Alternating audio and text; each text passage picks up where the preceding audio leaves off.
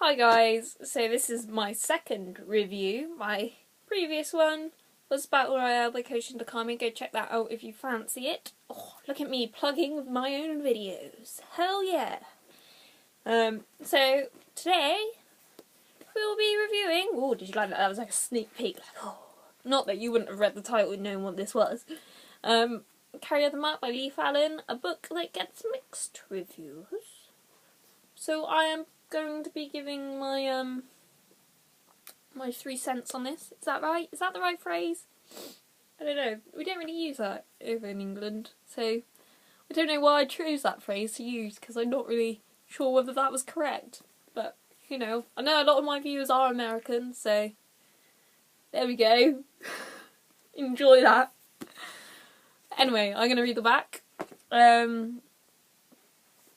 Their love was meant to be. When Megan Rosenberg moves to Ireland, everything in her life seems to fall into place. After growing up in America, she's surprised to find herself feeling at home in her new school. She connects with a group of friends and is instantly drawn to a darkly handsome Adam Dries. But Megan is about to discover that her feelings for Adam are tied to a fate that was sealed long ago, and that the passion and power that brought them together could be their ultimate destruction. Ooh. Do you like that? That was a bit dramatic, wasn't it? Ooh. So Carry the Mark by Leigh Fallon. Gorgeous cover. I've literally talked about this cover like twice in 2 different videos, so I'm not really going to do it again. Yeah. So this book gets a lot of mixed reviews, and I see why. I loved it, and like, first of all, right? I didn't know this was part of like a series. I thought this was just like a standalone book. No, it's not. No, it's not. And it took me ages to find like out there was like after I read it, because I was like searching. I was like, they surely cannot leave this here, because the ending does. You know, I really want to find out what happens next, which, you know, is a sign of a hell of a good book. If you want to know what happens next, it's a sign of a good book. If you just think, oh god, I can't be bothered, I don't want to read any more in that series at all, then, you know, it's a shit book at the end of the day. But no, basically, I went on a trip, on a trip in college, and I took this book, because at the same time I was reading Battle Royale. I'm pointing here because actually you can't see it, but Battle Royale is like there in front of you, because it's propping up my iPad. But, so yeah, I was reading Battle Royale, but Battle Royale was a big book to carry around all day. So I bought Carry the Mark. I thought, I'll read it, I'll see how it goes. And yeah, basically, I read it in a day. So, you know, again, sign of a good book. And up till, I reckon,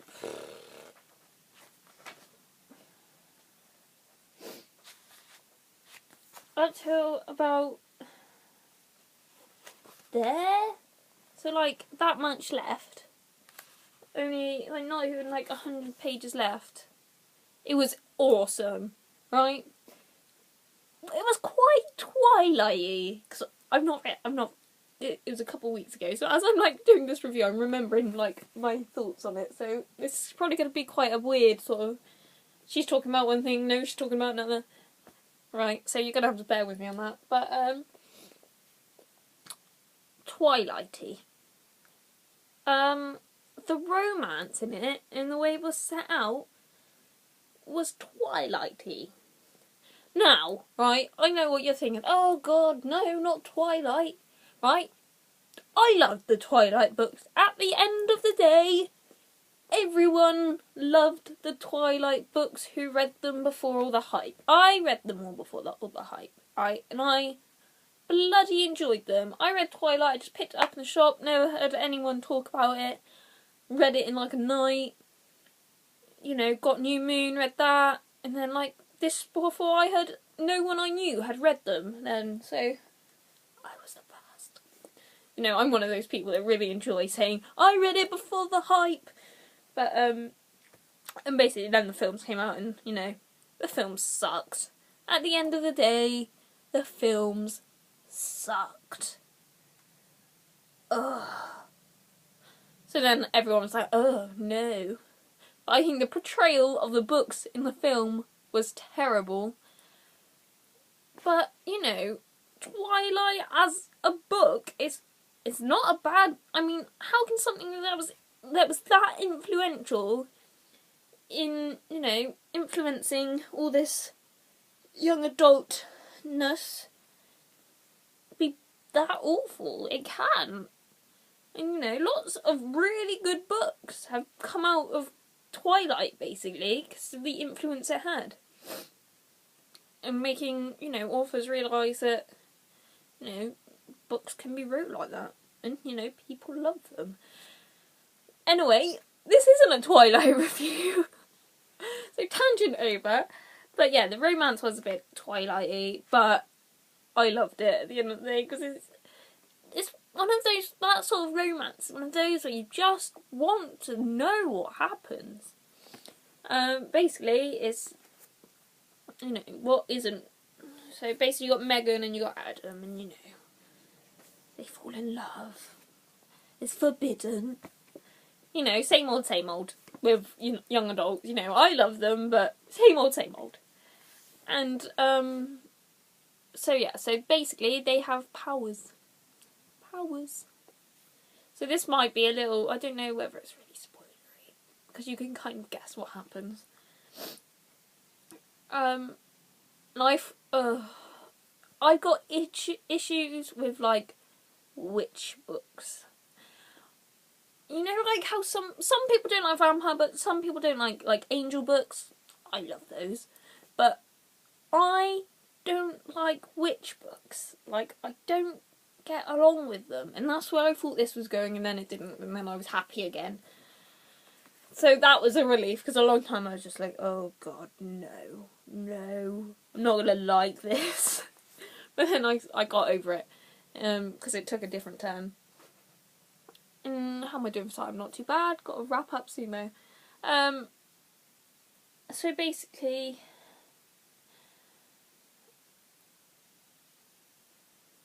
so yeah, up till, sorry, get my thoughts together.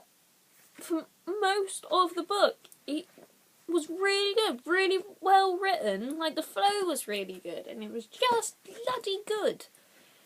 And in those last pages, it just got rushed, and it just got a bit like, what?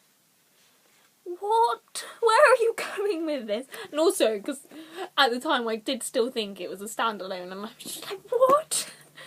This can't be going like this. But no, it is part of the series. I can't remember what the next one, I can't even think if the next one's come out with a name yet. I think it might have, actually. I don't think it's out for quite a while. I say that's probably out next week for all I know, but I'm gonna snap it up. Look, did you hear that? Did you hear me try and speak then? And it just sort of sounded like blah, blah.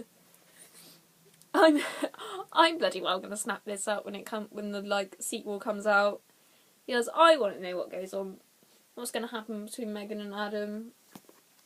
I just want to look now, because I can't really remember how it ends.